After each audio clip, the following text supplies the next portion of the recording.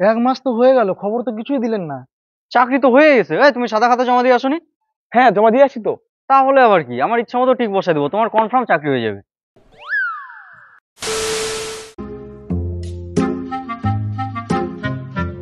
কিরে, কেমন আছিস? আরে মেশো তো, আসো আসো বসো। তা তোর বাবা কই? ডাক দে। কে? ও আপনি? তা ভালো আছেন তো? হ্যাঁ, ভালো আছি। তো কি করছিস এখন? কি আর করবো মেশো, গ্র্যাজুয়েশন করে বেকার বসে আছি, কাজবাজ তো আর কিছুই নাই। গ্র্যাজুয়েশন করে বসে আছিস? চাকরি বাকরির চেষ্টা কর। চাকরি বাকরি কি বলছো মেশো? দেশের যে অবস্থা, কি করে চাকরি পাবো? চাকরি পাতে আবার কোনো সমস্যা হয় নাকি? তুই শুধু পরীক্ষা দে, সাদা খাতা জমা দিয়ে আসবি, তোর চাকরির দায়িত্ব আমার। আমার হাতে লোক আছে, বুঝলি? দেখ তোর মেশোর সাথে কত লোক আছে, আর তুই সারাদিন বাড়িতে বসে বসে শুধু ফোন ঘাটিস। তাহলে দাদা কি করতে হবে?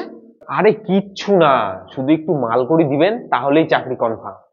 তাহলে মোটামুটি তাও কত কি দিতে হবে? এই মোটামুটি লাখ পাঁচেক মতো টাকা দিলেই হয়ে যাবে। আরে এখনই সব টাকা দিতে বলছি না তো, আগে 1 লাখ টাকা মতো দিবেন, আর বাদ বাকিটা চাকরি পাওয়ার পর। তাহলে তোর ডকুমেন্টস গুলো আমাকে দিয়ে দে, বুঝলি? আর দাদা, আপনি সামনের মাসের 5-6 তারিখের মধ্যে টাকাগুলো রেডি রাখেন, হ্যাঁ? আমি স্যারকে নিয়ে আসবো। আচ্ছা ঠিক আছে। এই যে এটা আমাদের স্যার, এনার হাত দিয়েই সবকিছু কাজ হয়। তাহলে স্যার, আমার ছেলের চাকরিটা হবে তো? আরে হ্যাঁ হ্যাঁ, আপনার কোনো চিন্তা নাই, সবকিছু তো আমার হাতেই। কিন্তু আপনার সাথে যে 1 লাখ টাকার কথা হয়েছিল, সেটাতে না ওরা মানতে চাইছে না। আপনাকে মোটামুটি 50% টাকা আগেই পেমেন্ট করতে হবে। তাহলে স্যার, তাও মোটামুটি কত টাকা দিতে হবে? বেশি নয়, আজকে ওই 2.5 লাখ টাকার মতো দেন, আর বাকিটা চাকরি পাওয়ার পরে দিলেই হবে। 2.5 লাখ টাকা? কিন্তু স্যার, এই মুহূর্তে তো আমার কাছে এত টাকা নাই। আরে দেন না, দেন, যা আছে তাই দেন, কত আছে তাই নিয়ে আসেন। এই মুহূর্তে টেনে টুনে আমার কাছে 1 লাখ টাকায় হবে। বাকি টাকা আমি দাদার হাতে দিয়ে পাঠাবো। কিন্তু স্যার, আমার ছেলে চাকরিটা হবে তো?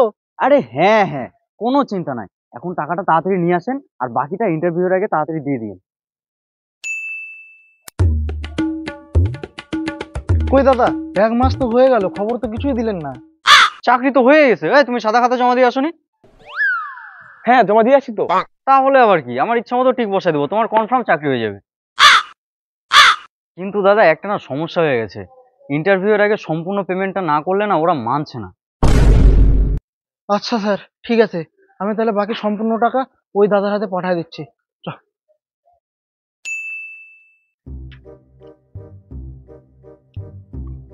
ও আচ্ছা, তুমি বাবলু না?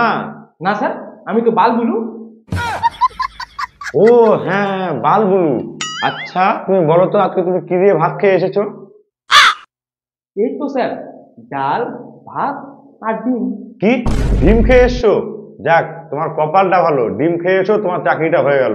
যাও, তোমার ইন্টারভিউ হয়ে গেছে, তোমার জয়েনিং লেটার বাড়িতে পৌঁছে যাবে।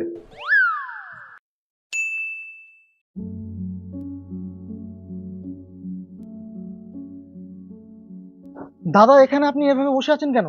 এই যে মন্টু পান্ডে আমাকে চাকরি দেওয়ার নাম করে 5 লাখ টাকা প্রতারণা করেছে। শুধু কি আপনার কাছ থেকে টাকা নিয়েছে, নাকি আরো অনেকের কাছ থেকে টাকা নিয়েছে? আমি তো সে কথা বলতে পারবো না, আমার থেকে টাকা নিয়েছে, সে টাকা আমি ফেরত চাই। আমি সেই জন্য ধর্নায় বসে আছি।